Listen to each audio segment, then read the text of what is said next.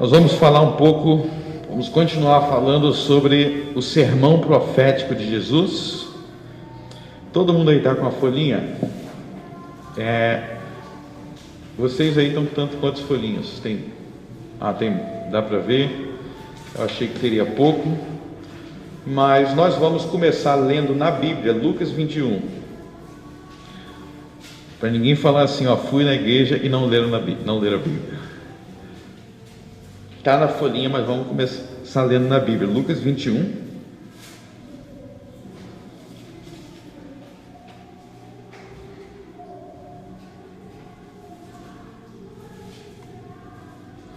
Vamos ler a partir do verso 5.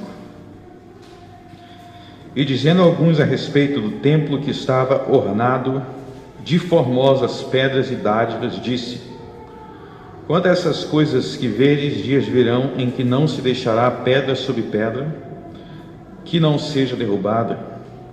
E perguntaram-lhe, dizendo: Mestre, quando serão, pois, estas coisas, e que sinal haverá quando isso estiver para acontecer? Disse então ele: Vede, não vos engane, porque muitos virão a meu nome, dizendo: eu sou o Cristo, e o tempo está próximo, não vades, portanto, após eles. E quando ouvirdes de guerras e sedições, não vos assusteis, porque é necessário que isto aconteça primeiro, mas o fim não será logo. Então lhes disse: levantar-se-á nação contra nação e reino contra reino, e haverá em vários lugares grandes terremotos e fomes e pestilências, haverá também coisas espantosas e grandes sinais do céu. Mas ante todas essas coisas lançarão mão de vós, e vos perseguirão, entregando-vos às sinagogas e às prisões, e conduzindo-vos à presença de reis e presidentes por amor do meu nome. E vos acontecerá isto para testemunho. Proponde, pois, em vossos corações não premeditar como haveis de responder, porque eu vos darei boca e sabedoria a que não poderão resistir, nem contradizer tudo quanto vos opuserem. E até pelos pais, irmãos e parentes e amigos sereis entregues, e matarão alguns de vós. E de todos sereis odiados por causa do meu nome. Mas não perecerá um único cabelo da vossa cabeça.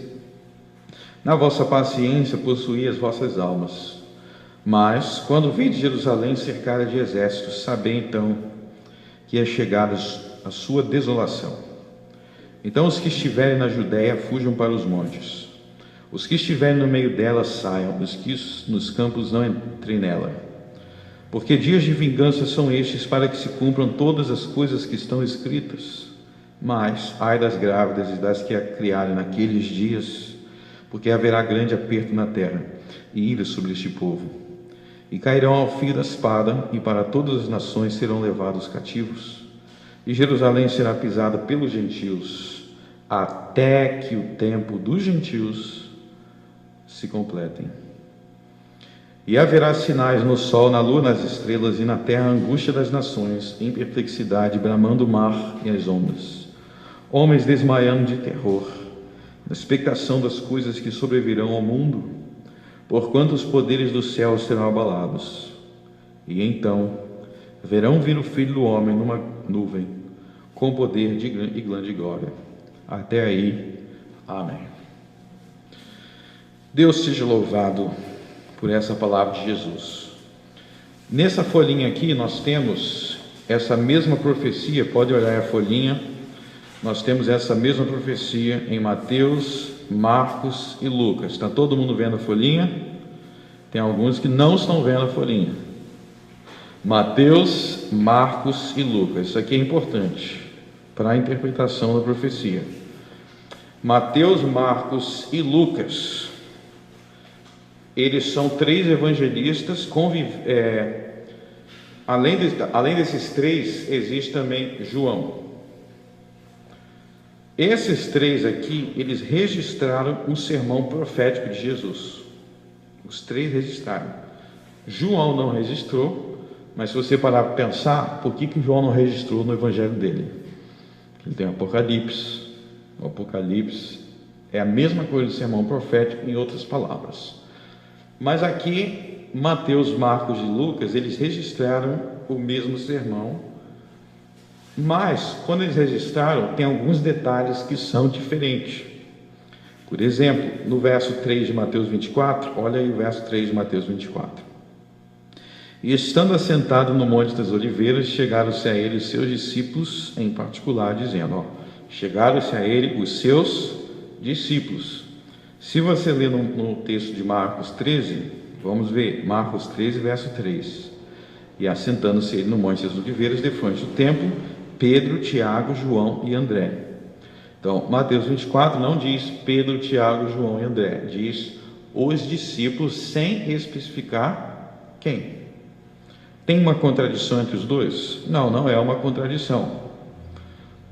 Um simplesmente deu mais detalhes do que o outro. Então, isso às vezes acontece nos 4 evangelhos. Às vezes um entra em um detalhe, às vezes o outro não dá tantos detalhes assim, resume mais, como acontece quando a gente vai contar uma história. O que você fez na quinta-feira? Eu pergunto para um, ele dá um monte de detalhe até a hora que ele foi na geladeira pegar comida, e o outro resume. Às vezes isso acontece nos 4 evangelhos. Nessa profecia é importante a gente ver lado a lado, porque isso nos ajuda a entender, porque às vezes um dá um detalhe, o outro dá outro detalhe, e isso às vezes facilita a compreensão. Por isso, então, que eu coloquei os 3 lado a lado, porque às vezes eu vou mostrar para vocês os detalhes de um, vou mostrar para o outro, igual eu fiz agora. Os discípulos foram falar com Jesus. Quais discípulos? Mateus não diz, Marcos diz, dá os nomes. Então, esse aí vai ser, fica com isso aí, porque às vezes a gente vai fazer essas observações, mostrando alguns detalhes que um dá ou não o outro, ok? Mas é o mesmo sermão, é a mesma profecia. Semana passada nós focamos, eu quero que vocês observem aqui, em Lucas 21, que a gente leu, pode olhar na folhinha, é importante olhar na folhinha para a gente fazer a comparação agora. Em Lucas capítulo 21, verso 7, está escrito assim, e perguntaram-lhe dizendo, mestre, quando serão, pois, estas coisas? E que sinal haverá quando isso estiver para acontecer? Então, quando serão estas coisas? O que são estas coisas? Se você ler o verso anterior, como nós mostramos na semana passada, estas coisas é a destruição do templo. Então, no verso 7 de Lucas 21, eles estão perguntando qual sinal vai haver de que o templo vai ser destruído. É essa a pergunta. Em Marcos 13, vocês vão ver que a pergunta é basicamente a mesma. Vem Marcos 13, verso 3. E assentando-se ele no Monte das Oliveiras, defronte do templo, Pedro, Tiago, João e André lhe perguntaram em particular, dize-nos quando serão essas coisas e que sinal haverá quando todas elas tiverem para se cumprir. Todas elas o quê? Essas coisas o quê? É só você voltar no verso 2 que vocês vão ver que Jesus estava falando sobre o templo. O templo seria destruído. Então a mesma pergunta. Agora, em Mateus 24, tem um detalhezinho diferente. Vai para Mateus 24, Estando assentado no Monte das Oliveiras, verso 3, chegaram-se a ele os seus discípulos em particular, dizendo, dize-nos, quando serão essas coisas? Repetiu a mesma coisa, né? Mas aí tem a pergunta adicional, e que sinal haverá da tua vinda e do fim do mundo? Então, os 3 evangelistas têm a mesma pergunta, mas Mateus diz que eles fizeram uma segunda pergunta, que é a pergunta sobre a vinda de Cristo. Não quer dizer que os outros estão negando isso, eles só não dão esse detalhe. E aí que entra a chave para entender esse capítulo. A pergunta é o seguinte, eu vou formular a pergunta, vocês vão responder na sua mente. Mas é o seguinte, no verso, por exemplo, Mateus capítulo 24, a partir do verso 4. E Jesus respondendo lhe disse, Jesus está respondendo. A gente tem que se perguntar, ele está respondendo a qual das duas perguntas? Porque ele vai dizer, a partir do verso 4 de Mateus 24, ele vai dar vários sinais: falsos cristos, guerras, rumores de guerra, fome, peste. Ele vai dizer que isso são sinais. Mas a pergunta é: sinais do quê? Vocês têm que parar para pensar sobre isso para entender o resto. Sinais do quê? Porque na pergunta de Mateus 24, eles perguntaram sobre dois fins. Isso é importante demais de entender. Dois fins. Um é o fim de Jerusalém, do templo, e isso nós vimos que já aconteceu há muito tempo atrás. E outro é o fim do mundo. Tem dois fins nessa pergunta. Dois fins. Igual você me perguntar, quando é que será o fim da pandemia e quando que vai ser o fim do mundo? Eu espero que o fim da pandemia seja daqui a uma semana, que acabem logo com isso. Agora, o fim do mundo é outra coisa. Então, quando serão essas coisas? Quer dizer, quando é que o templo vai ser destruído? Então, por causa dessas duas perguntas, existem duas linhas de interpretação na igreja. Tem alguns que acreditam que os sinais são sinais do fim do mundo, e por isso que sempre que tem uma doença, sempre que tem terremoto, sempre que tem alguma coisa, eles dizem: o mundo vai acabar agora, porque eles acham que é sinal do fim do mundo. Eu não concordo com essa interpretação. Eu creio que os sinais citados por Jesus não são sinais do fim do mundo, mas são sinais da destruição de Jerusalém. Por que eu creio nisso? Porque se vocês observarem Marcos 13 e Lucas 21, não tem a pergunta sobre o fim do mundo. Então, em Marcos 13 e Lucas 21, Jesus não pode estar ali respondendo sobre o fim do mundo, porque essa pergunta não está ali. Esse é o primeiro ponto. E o segundo ponto é que se Jesus estava falando nesta parte sobre o fim do mundo, então em qual parte do sermão ele respondeu sobre a destruição de Jerusalém? Fica sem resposta. A partir desses versos, Jesus não está dizendo que essas coisas seriam sinais da destruição, quer dizer, não seriam sinais do fim do mundo. Ele coloca como sinais da destruição de Jerusalém. Vocês podem voltar lá em Lucas 21 na Bíblia de vocês, porque a gente vai ver isso. Lucas 21, pode abrir na Bíblia para ficar melhor agora, depois a gente volta na folhinha. Vamos lá, em Lucas 21, ele vai começar a falar sobre os sinais a partir do verso 8. Estão vendo aí Lucas 21, a partir do verso 8, ele vai falar sobre vários sinais. Ok? No verso 20, ele fala assim, no verso 20: mas quando virdes Jerusalém cercada de exércitos, sabei então que é chegada a sua desolação. Então, no verso 20, ele está falando da destruição de Jerusalém. Se no verso 20 ele está falando da destruição de Jerusalém, é chegada a sua desolação, então os versos anteriores são as coisas que deveriam acontecer antes. É bem simples de entender.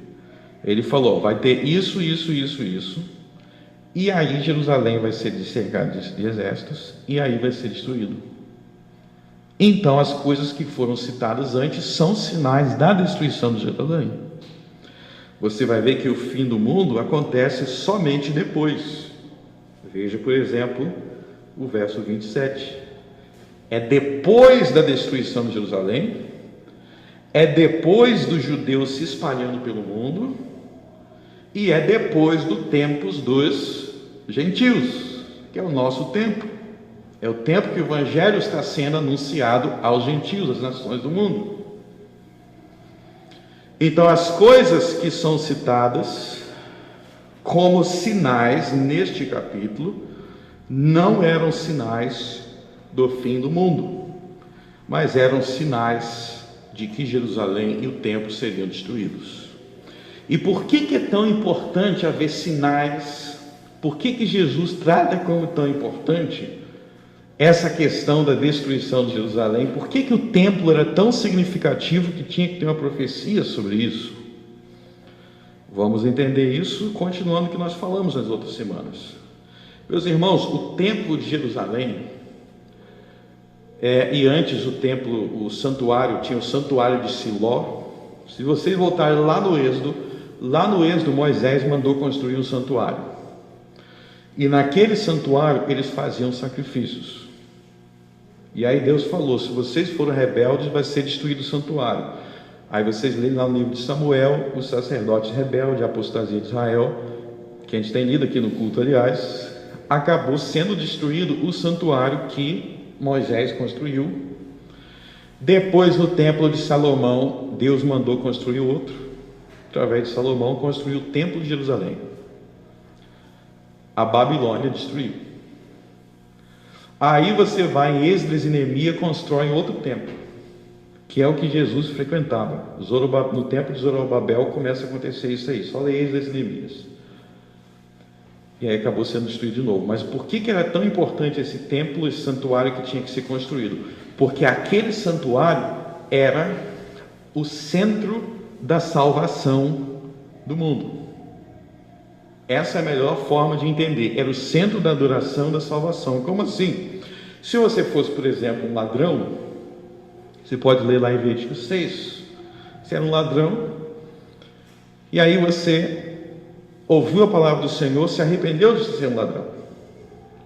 Você se arrependeu de ser um ladrão, você diz: eu não quero mais ser um ladrão, eu estou arrependido. O que você tinha que fazer? Você tinha que se arrepender, e aí você iria até o templo, e aí você ia oferecer um sacrifício de animal, e aí você ia pagar a pessoa que se roubou.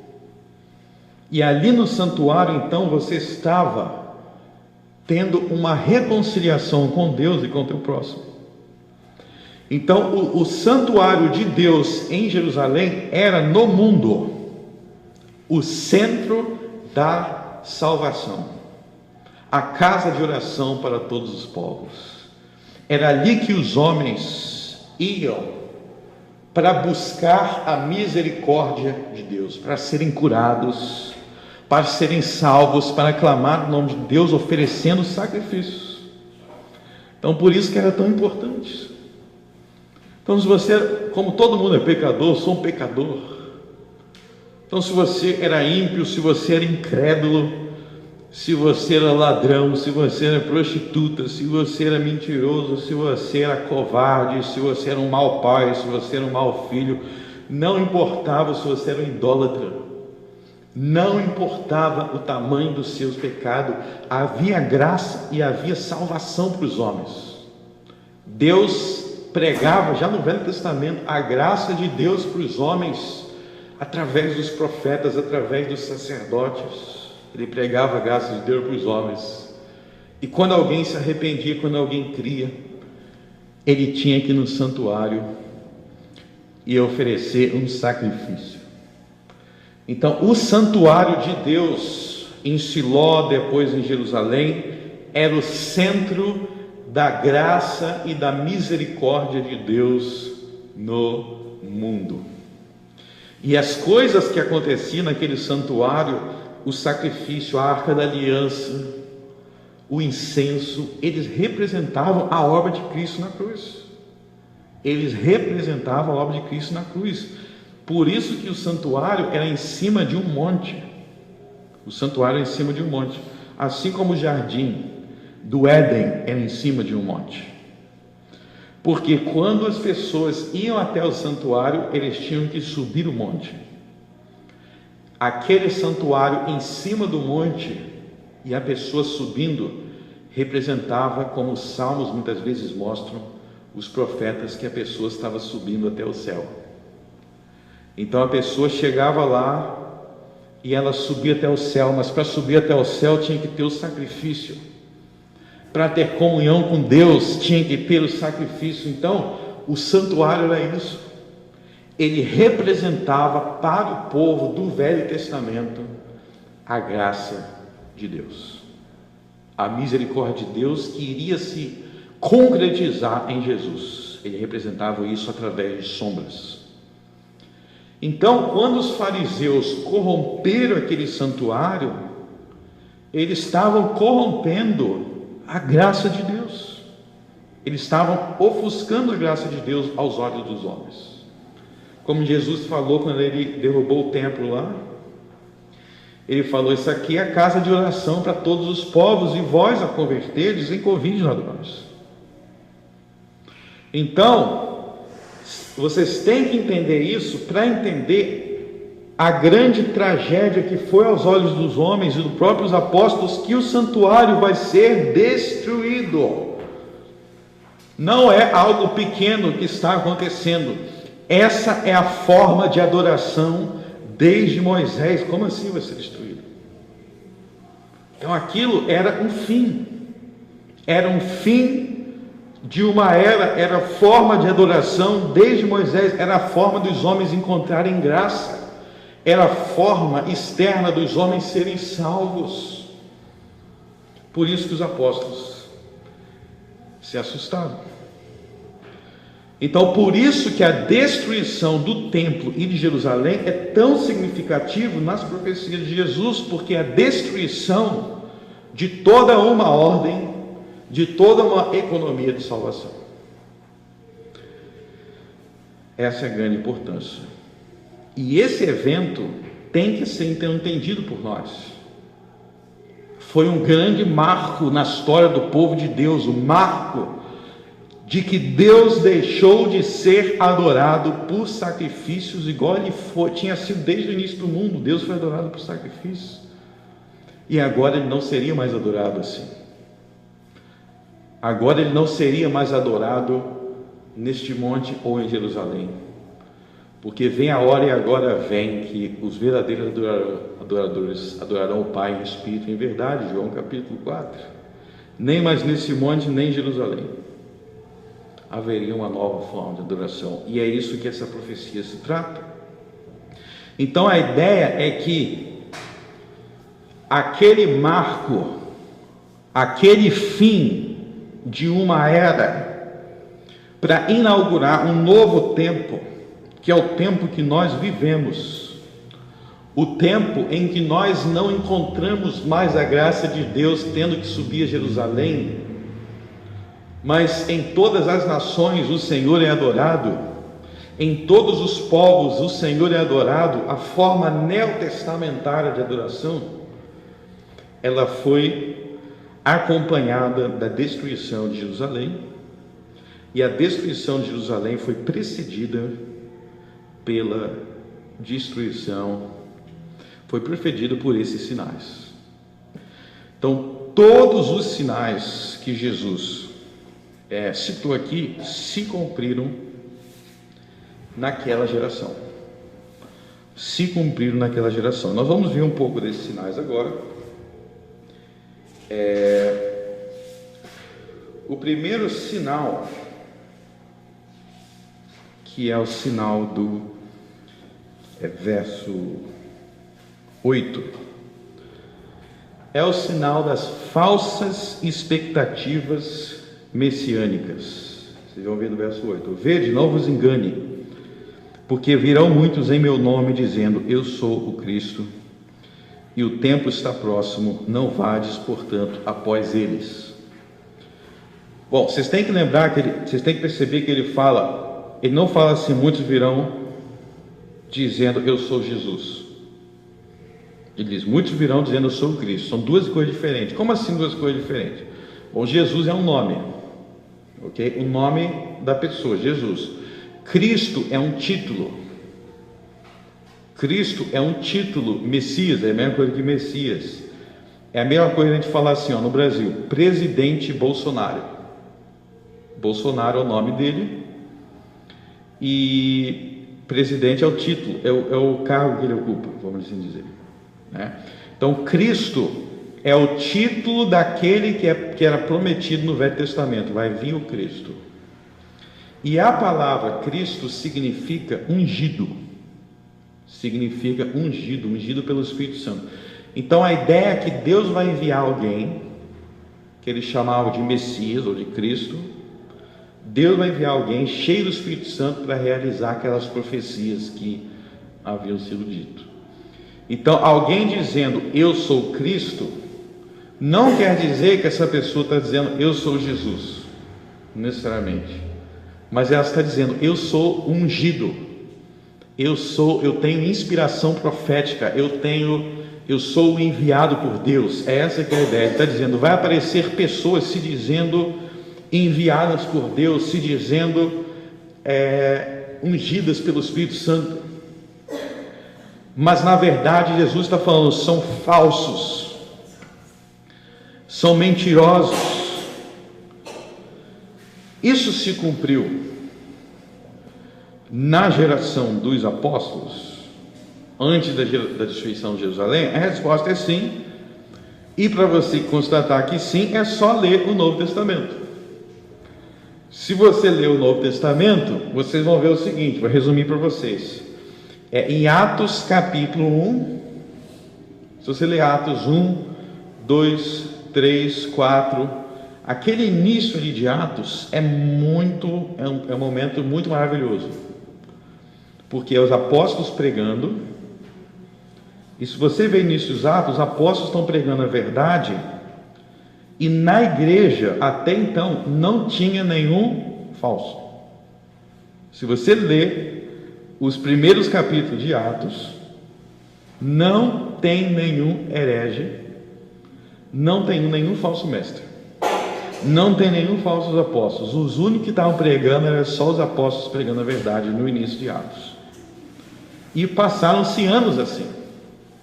Não havia falsos pastores, não havia falsos mestres, não havia falsos. É só você ler os primeiros capítulos de Atos.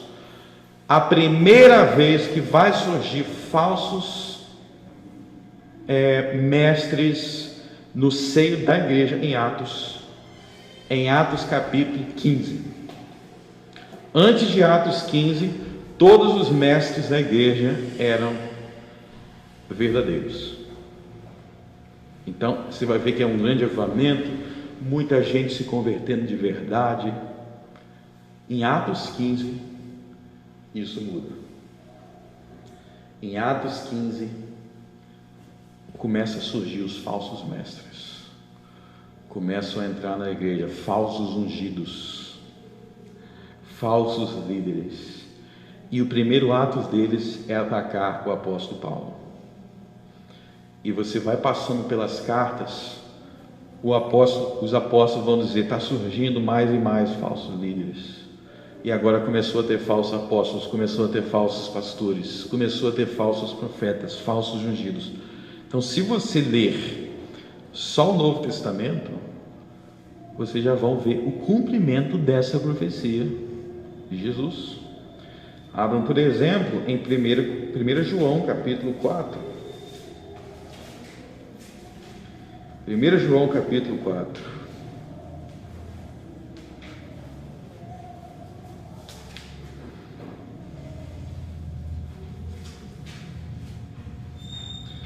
Diz assim, 1 João, não é Evangelho de João, é 1 João.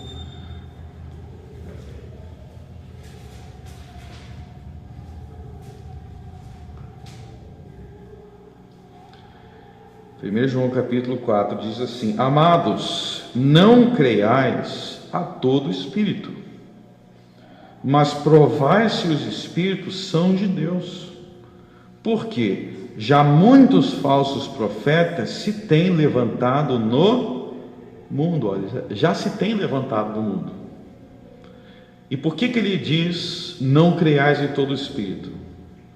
O que quer dizer o espírito aí? Está se referindo porque esses falsos profetas se diziam ungidos, se diziam ungidos pelo Espírito. Ele fala, não acredite em todo mundo que vem te dizendo que tem o Espírito, não acredite, nem todo mundo que diz ter o Espírito tem o Espírito de Deus. Então naquela geração já estava se cumprindo isso, já estava se cumprindo a profecia de Jesus. E aí eu quero chamar a atenção para um detalhe muito importante. Se você olhar para os falsos mestres do Novo Testamento, leia, por exemplo, Gálatas, Hebreus, vocês vão observar um detalhe muito importante desses falsos mestres. A principal heresia deles, a principal heresia dos falsos mestres do Novo Testamento, era que a lei cerimonial do templo, os sacrifícios, a circuncisão, tudo aquilo do templo tinha que continuar no Novo Testamento. Essa era a principal heresia deles. Pode ler Gálatas. Tem que continuar tendo sacrifício, tem que continuar tendo as festas judaicas, tem que continuar tendo todo aquele cerimonialismo do Velho Testamento. Eles diziam que tem que continuar. Se eles defendiam que a lei cerimonial tinha que continuar no Novo Testamento, eles estavam indo diretamente contra o quê? Contra a profecia de Jesus. Eles estavam indo contra a profecia de Jesus de que o templo seria destruído. Eles não falavam assim, é claro. Você sabe que enganador não chega falando assim: oi, eu vim te enganar. Mas Jesus profetizou que o templo seria destruído, ou seja, aquela forma de adoração do Velho Testamento acabaria. É só você ler Hebreus, Gálatas, Filipenses, Colossenses. A principal heresia deles é que a lei cerimonial do Velho Testamento tem que continuar e que nós somos justificados pelas obras. Essa era a principal heresia. Então muita gente não percebe que os falsos mestres do Novo Testamento estavam diretamente na contramão da profecia de Jesus e, na verdade, eles são o cumprimento da profecia de Jesus. Virão os falsos ungidos. Então, quando isso aconteceu, e os apóstolos, Pedro, João, Tiago, começou a ver isso acontecer, eles sabiam. Foi o que Jesus falou que ia acontecer. Foi o que Jesus profetizou. Está acontecendo. E aí, se vocês entenderem que esses falsos ungidos defendiam a continuidade das leis cerimoniais do templo de Jerusalém, não aceitavam que a morte de Jesus acabou, não. Vai continuar tudo igual. Vocês vão entender o que eu vou ler agora para vocês. Vou ler uma citação aqui de um historiador do primeiro século chamado Flávio Joséfo. Só para vocês entenderem, se alguém quiser saber assim, o que aconteceu no Brasil em 2015, por exemplo, aí você vai pesquisar os jornais, né? Os jornais de 2015, você vai pesquisar os livros que falam sobre aquela época. Da mesma forma, nós temos livros da época, podemos chamar jornais da época, que falam coisas que aconteceram na época de Jesus. Não sempre são escritos por cristãos, mas nos ajudam a compreender a época. Mas uma coisa que eu vou ler para vocês aqui agora é o seguinte: muita gente tem que experimentar. Olha só, existiu uma guerra entre Roma e Jerusalém, tá? Como é que esse povo de Jerusalém pode ter achado que iria vencer o Império Romano? Isso é uma pergunta. Como é que eles acharam que eles iam vencer o maior e mais poderoso império da época, uma provínciazinha lá na Judéia?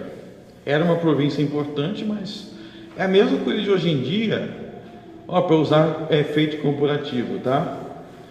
Se levantar Cuba, levanta Cuba, Porto Rico e fala assim: nós vamos lutar contra os Estados Unidos e nós vamos vencer. Um paísinho, se levantar aí, ou então lá na Ásia, se levantar Taiwan, Hong Kong, levanta Hong Kong e diz: nós vamos vencer a China. Então é uma coisa muito estranha. Eles acharam que ia conseguir. Por que eles acharam que ia conseguir vencer? Resposta: por causa dos falsos ungidos, por causa de falsos profetas. Eu vou ler aqui o que Flávio Joséfo escreveu sobre para vocês saberem, Flávio Joséfo, ele foi um dos principais líderes da guerra contra Roma. Ele lutou no lado dos judeus, guerreando contra Roma. Só que na época ele viu que não tinha jeito e mudou de lado.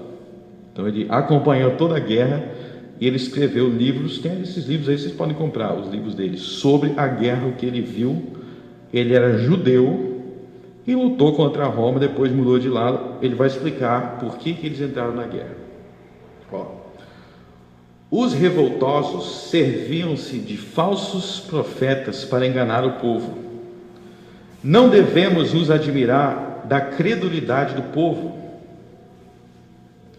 Aquele povo infeliz é tanto mais digno de lástima, quando, prestando fé facilmente a impostores que abusavam de nome de Deus para enganá-los, fechava os olhos e tapava os ouvidos para não ver, enganando o povo com o pretexto de religião, levam-no ao deserto com a promessa de que Deus faria ver, por sinais extraordinários que o queria libertar da escravidão. Então começou a surgir o seguinte: um monte de falso ungido, um monte de falso profeta dizendo: nós vamos vencer Roma, Deus nos deu a vitória, vamos lutar, porque Deus vai nos dar a vitória contra Roma. Um monte de falso ungido, falso Cristo. O que Jesus disse? Vocês vão perder. Jerusalém será destruída. Então vocês têm que entender que naquela época tinha de um lado os verdadeiros apóstolos repetindo a profecia de Jesus, dizendo: Jerusalém será destruído por causa de seus pecados.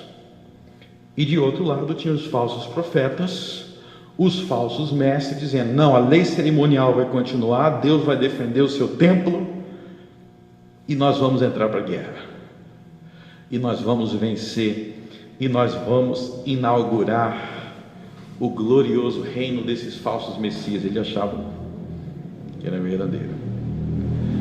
Então o povo de Israel, o povo judeu, foram enganados por impostores, não aceitaram Jesus, passaram a ser enganados por impostores. Para vocês terem ideia, teve um cara na época, vou ler aqui essa parte: um outro mal ainda maior perturbou também a Judéia. Um falso profeta egípcio, que era um impostor, de tal modo fascinou o povo que chegou a reunir perto de 30.000 homens, levou-os para as montanhas das oliveiras e, acompanhado por algumas pessoas que confiavam nele, marchou contra Jerusalém com o fim de expulsar de lá os romanos. O cara juntou 30.000 pessoas, se dizendo profeta, para marchar contra Jesus. Era as coisas que aconteciam na época, na geração dos apóstolos. E vocês veem isso no Novo Testamento, quando fala dos falsos profetas que eles estavam combatendo. É isso que eles estão falando, que estava acontecendo naquela época. Bom, o próximo sinal mencionado por Jesus, vocês podem voltar lá em Lucas 21.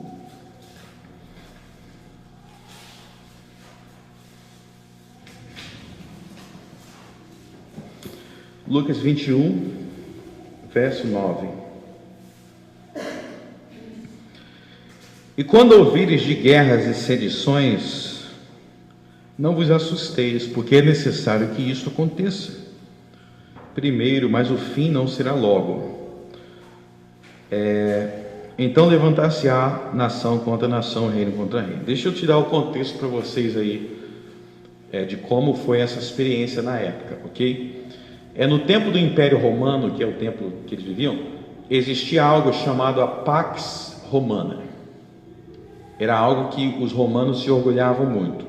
Vocês sabem que Roma dominava o mundo, e desde antes de Cristo nascer, durante todo o tempo que Cristo esteve vivo, e 10 anos depois de Cristo subiu ao céu, por todo esse tempo, ou seja, várias décadas, muitos anos, no Império Romano não tinha guerra nenhuma.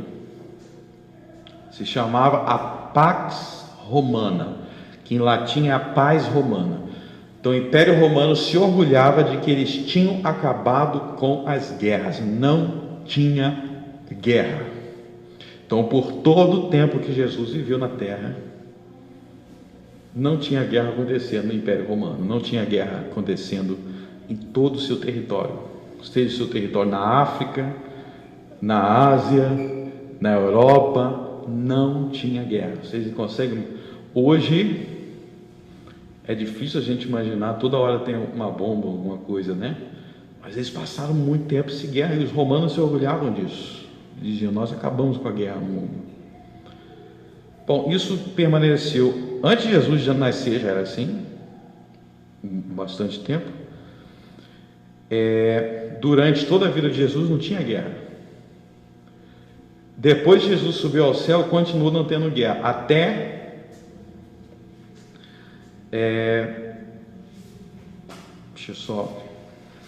o ano de 43.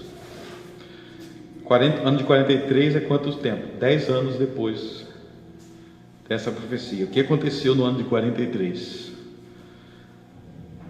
Durante o reinado de Cláudio César, que era o imperador romano da época, 10 anos depois de Cristo, 43, Roma invadiu o que é hoje a Inglaterra. Então, a região da Inglaterra hoje, lá no norte da Europa, eles invadiram e declararam guerra, porque eles queriam dominar aquele território. E quando eles invadiram a região que hoje é a Inglaterra, no ano de 43, foi quando se cumpriu a profecia de Jesus. Eles viram a guerra acontecer. Então, por que Jesus fala aqui, no verso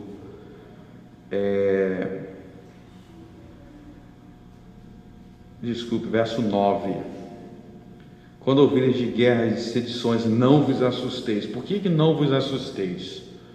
Não é simplesmente pela guerra em si, mas eles não estavam mais acostumados a isso acontecer. Então, quando estourou essa guerra, e aí depois teve outra, eles falaram: a Pax Romana está chegando ao fim. E vocês têm que entender que no mundo antigo, guerra era algo muito frequente, muito perigoso.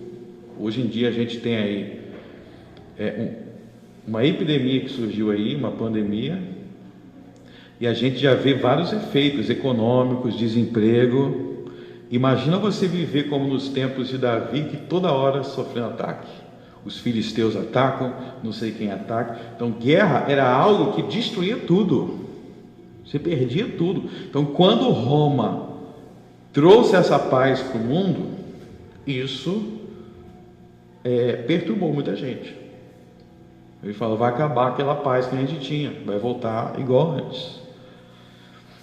Guerras, rumores de guerra. E as outras? Então, isso aconteceu naquela geração. Então, o contexto, alguém pergunta: mas hoje no século 21 não tem guerra? Tem guerra. Não estou discutindo que hoje não tem guerra. O ponto aqui é que Jesus não estava falando de todas as guerras. Ele estava falando das guerras específicas do primeiro século, que serviriam de sinal de que Jerusalém estava prestes a ser destruído.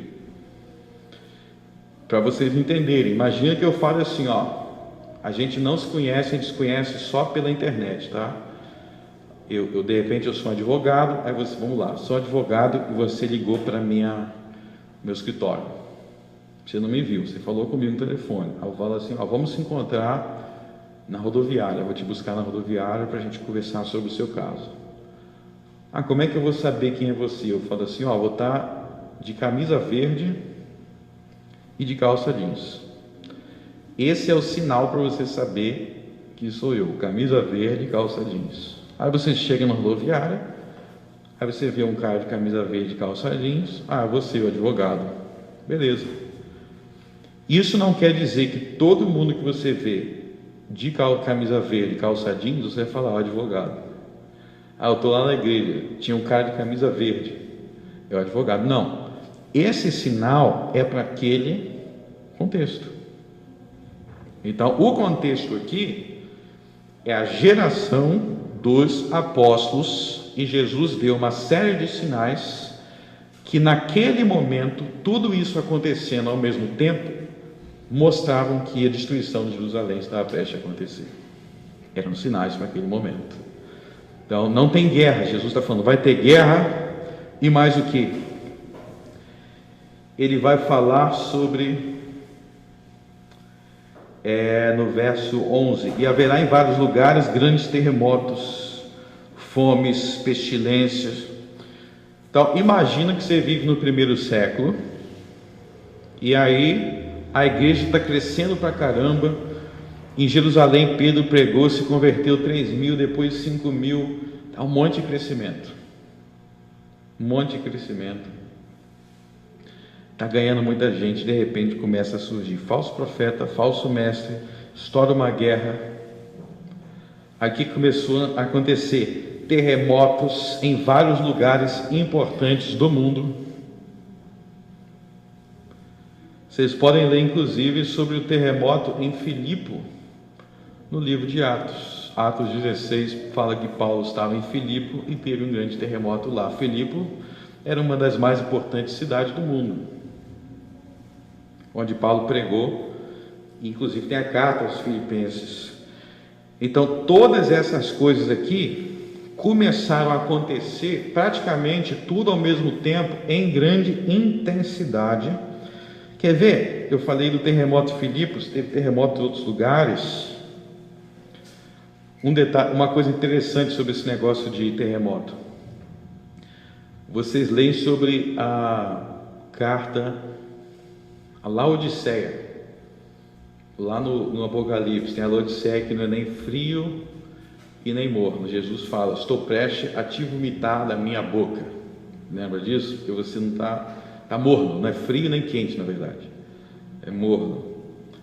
Se vocês olharem para a história de Laodiceia, logo depois daquilo ali, teve um terremoto e a Laodiceia foi destruída, deixou de existir.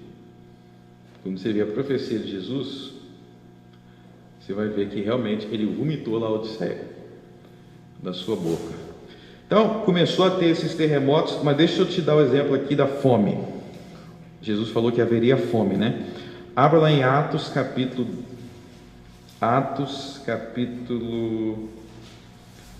11.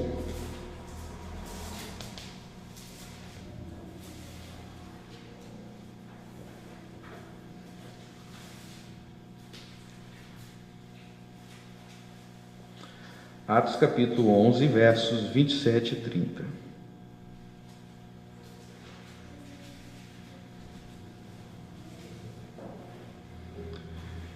E naqueles dias desceram profetas de Jerusalém para Antioquia, e levantando-se um deles por nome Ágabo, dava a entender pelo Espírito que haveria uma grande fome em todo o mundo.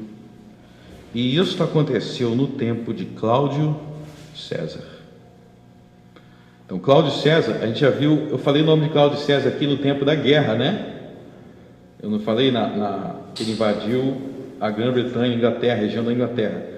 O mesmo Cláudio César, que aconteceu também durante o reinado dele, imperador romano, uma grande fome que afetaria todo o mundo. Então são as coisas que Jesus falou que ia acontecer, estava tudo acontecendo na mesma época. Voltando lá em Lucas 21,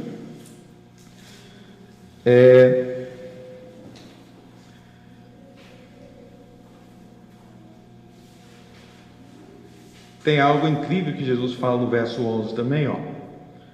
E haverá também coisas espantosas e grandes sinais do céu.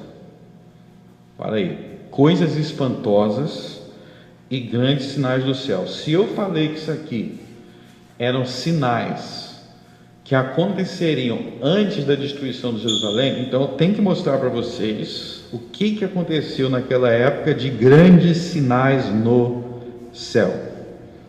E eu vou mostrar usando os historiadores da época. Eu vou citar novamente Flávio José. Olha, essa palavra é sinal, tá vendo no verso 11? Sinais. Ela é usada no Novo Testamento para se referir a feitos ou ocorrências milagrosas. Por exemplo, quando fala que Jesus operou muitos sinais, quer dizer que ele operou fatos milagrosos.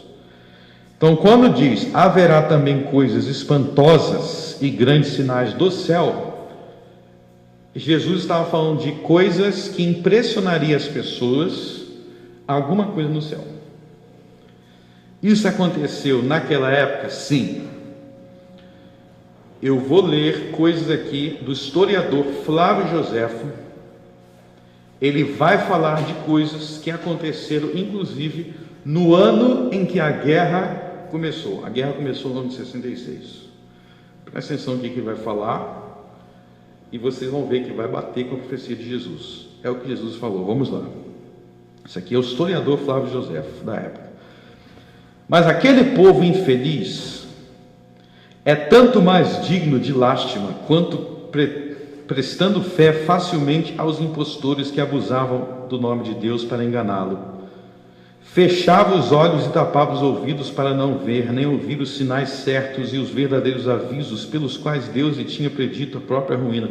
Olha só que incrível, esse Flávio Joséfo está dizendo, o povo estava tão enganado por falso profeta, que não prestou atenção nos sinais de Deus, porque eles estavam sendo enganados. Olha agora, ele vai falar os sinais. Ó. Relataria aqui alguns desses sinais e dessas predições. Ele vai falar agora. Ó. Vamos lá.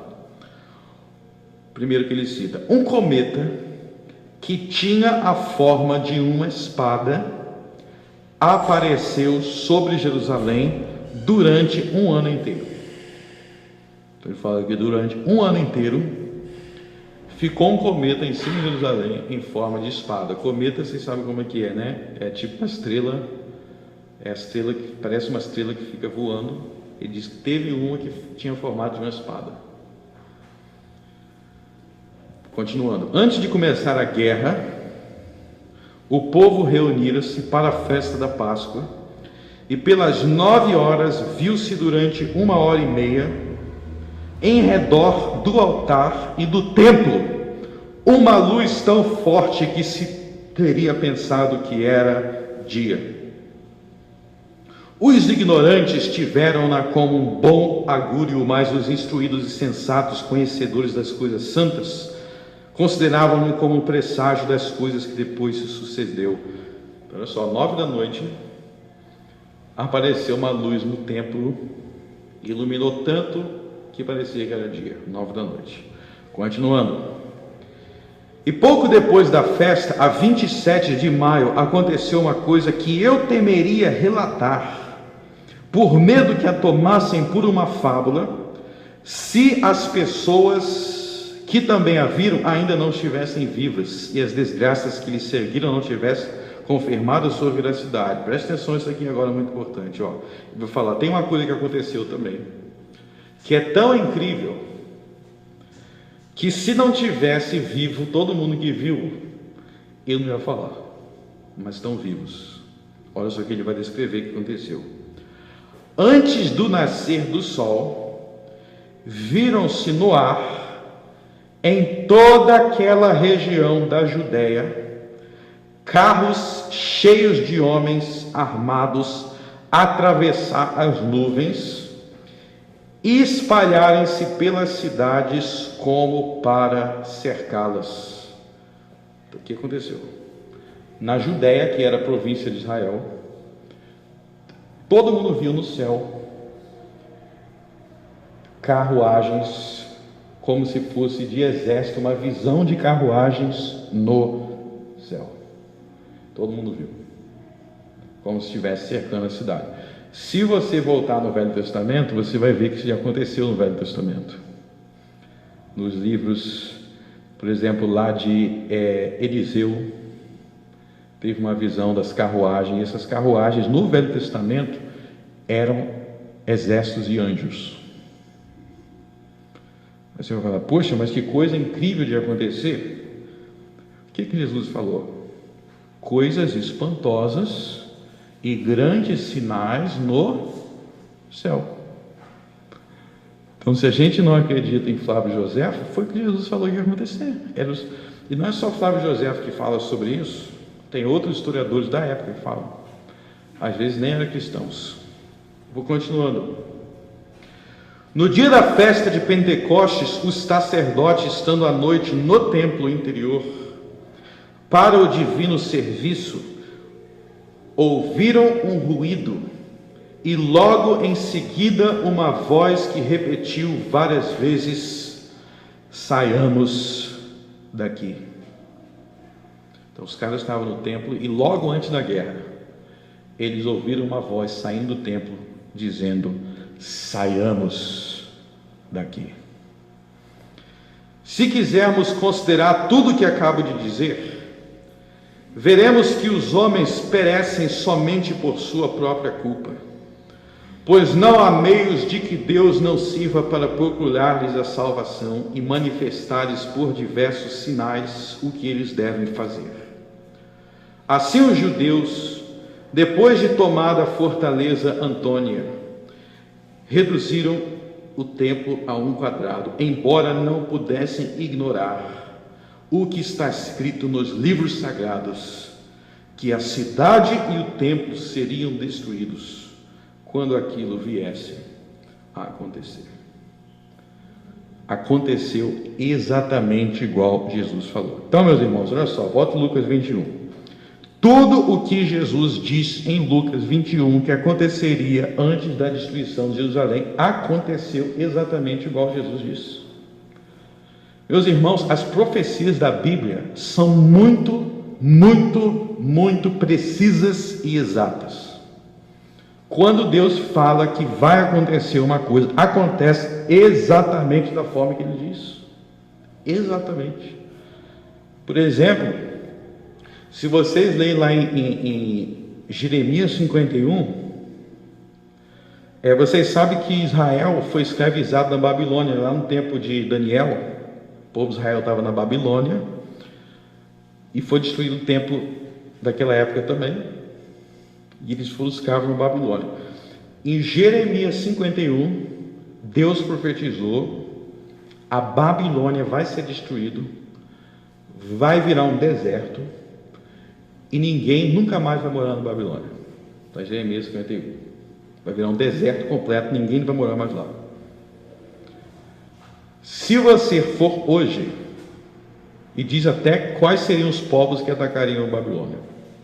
Se você for hoje lá no Iraque, na região que era a Babilônia, o que você vai encontrar? Um deserto e ninguém mora lá. Pode pesquisar no Google, como é que é a região da Babilônia hoje? É igual Jeremias 51 diz. Então na Bíblia tem um monte de profecias sobre diversos povos, diversas nações. O que aconteceria, você vai checar, é isso mesmo. É exatamente como a Bíblia diz. Então Jesus falou: o templo vai ser destruído. Cadê o templo? Está destruído. Jerusalém vai ser destruído. Cadê Jerusalém? Foi destruído. Ele não disse que nunca mais seria reconstruído. Babilônia diz: nunca mais ninguém vai conseguir construir. Jerusalém, ele não disse que nunca mais ninguém ia conseguir, mas foi destruído pelos romanos. Não ficou pedra sobre pedra do templo que não foi destruído.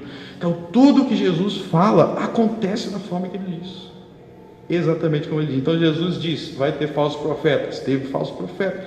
Vai ter fome, teve fome. Vai ter terremotos, teve terremotos. Exatamente como Jesus diz, até que chegou no verso 20. Mas quando vir Jerusalém cercada de exércitos, sabei então que é chegada a sua desolação. Foi o que aconteceu. Os falsos profetas diziam: não vai ser destruído, vamos lutar, vamos vencer, vamos guerrear. Jesus disse: não, é chegada a sua desolação. Então, meus irmãos, sendo bem sincero para vocês, não existe explicação para alguém não acreditar na Bíblia, só se a pessoa não tem entendimento. Todas as profecias de Jesus se cumpriram exatamente igual os profetas disseram. Daniel diz o ano que Jesus ia vir. Ele diz a época que Jesus ia vir. Daniel 9 diz a duração dessa guerra.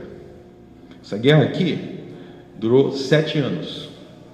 Daniel diz que duraria 7 anos. Daniel 9. Diz isso. Então, essas verdades, elas nos desafiam à confiança em Deus e nos desafiam também ao temor. Porque se nós não amarmos a Deus sobre todas as coisas, ao próximo como a nós mesmos, se nós seguirmos o mesmo caminho de incredulidade deles, nós também vamos ser destruídos. E aí eu quero finalizar dizendo: qual é a relevância de eu saber dessa história? É eu saber que se nem o povo de Israel, que era o povo de Abraão, Isaque e Jacó, foi poupado quando eles foram incrédulos, quem somos nós, brasileiros, para achar que nós vamos ser poupados se nós formos rebeldes da mesma forma? Se Deus não poupou eles, os irmãos, esses sacerdotes aqui, eles eram descendentes de Arão, dos levitas, e Deus não poupou a eles porque eles foram incrédulos. Deus não poupou, e aconteceu naquela geração. Jesus contou uma parábola sobre isso. Pode pegar aí sua folhinha. Olhem na página 4, lá no final da página 4 da folhinha, olha só a parábola que Jesus contou sobre isso.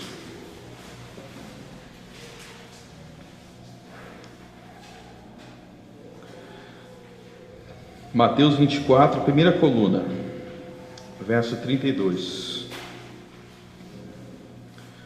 Aprendei, pois, esta parábola da figueira.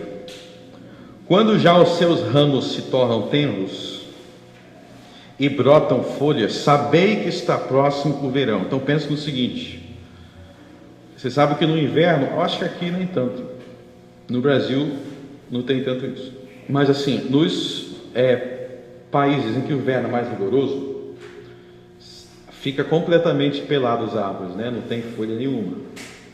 Então, quando começa a crescer novamente, entre a primavera, começa a crescer as folhas, quer dizer que o inverno, quer dizer que o verão está chegando, de volta às árvores, né? Então Jesus está falando isso, ó. E brotam as folhas, sabeis que está próximo o verão. Igualmente, quando virdes todas estas coisas, sabei que está próximo às portas. Em verdade vos digo que não passará esta geração sem que todas estas coisas aconteçam. Então, todas estas coisas aí são os sinais que precederiam a destruição de Jerusalém, ou seja, que precederiam o verão. Teriam sinais que precederiam o verão. Por que verão? Por que a destruição de Jerusalém seria o verão? Porque seria a inauguração de um novo tempo do povo de Deus, em que o Evangelho não estaria mais preso a um templo em Jerusalém, mas avançaria e se estenderia por toda a terra. Foi o tempo em que a perseguição dos judeus chegou ao fim. Para a igreja, quer dizer, para Israel, para os judeus foi trevas, porque o país dele foi destruído, mas para a igreja foi o verão, foi redenção, porque a igreja era perseguida por eles. Então vocês imaginam, se você ler Atos, você vai ver isso, toda a cidade que Paulo chegava, os judeus perseguiam os apóstolos, eles perseguiam. E o que Deus fez nesta guerra? Ele reuniu os perseguidores em Jerusalém e os destruiu todos. Como assim? Porque a destruição veio na época da Páscoa. Isso é um detalhe importante. Os romanos chegaram, general romano, ele chegou para destruir Jerusalém um dia depois da Páscoa. E quem é que estava em Jerusalém no dia da Páscoa? Todos os judeus do mundo estavam em Jerusalém oferecendo sacrifício de animal, exceto quem? Quem é que não subia para Jerusalém? Qual tipo de judeu não subia para Jerusalém para oferecer sacrifício de animal? Os cristãos. Então todos os judeus do mundo estavam reunidos em Jerusalém e o exército romanos chegaram e destruiu todos. Foi uma guerra feia. 500 homens eram crucificados por dia. Os romanos pregavam eles e crucificavam. Vocês têm noção disso? Que aqueles homens que perseguiram a Jesus, que perseguiram os apóstolos, muitos deles morreram crucificados em Jerusalém. O verão chegou. Deus destruiu todos os inimigos da igreja. E como diz o Salmo 9, derrubou as cidades deles, colocou no chão. Porque Deus é o juiz. Ele preparou o seu tribunal e Ele não permite que a sua igreja, o seu povo, seja perseguido para sempre. Ele vingou o seu povo e nós podemos aplicar isso para nós mesmos. Não pense que quem faz maldade, quem pratica o mal, se tiver um povo justo clamando a Deus, não continua para sempre. Não continua. Deus é o Deus que intervém em favor dos seus escolhidos, dos seus eleitos. Aqueles que Deus escolheu antes da fundação do mundo. Eles são aqueles que clamam a Deus e Deus intervém para salvá-los por meio de Cristo. Então essa é a importância. Então essa profecia de Jesus está ilustrando isso, para que a gente tenha fé. Olha o que Deus faz contra os maus, e para que a gente também tema: se eu estiver no grupo dos maus, eu vou ser julgado. Eu tenho que estar no grupo dos justos. E foi assim que chegou ao fim do templo de Jerusalém. Mas ainda não foi o fim do mundo. Foi o fim de Jerusalém, o fim do templo, mas não foi o fim do mundo. E nós vamos continuar falando sobre isso nas próximas semanas.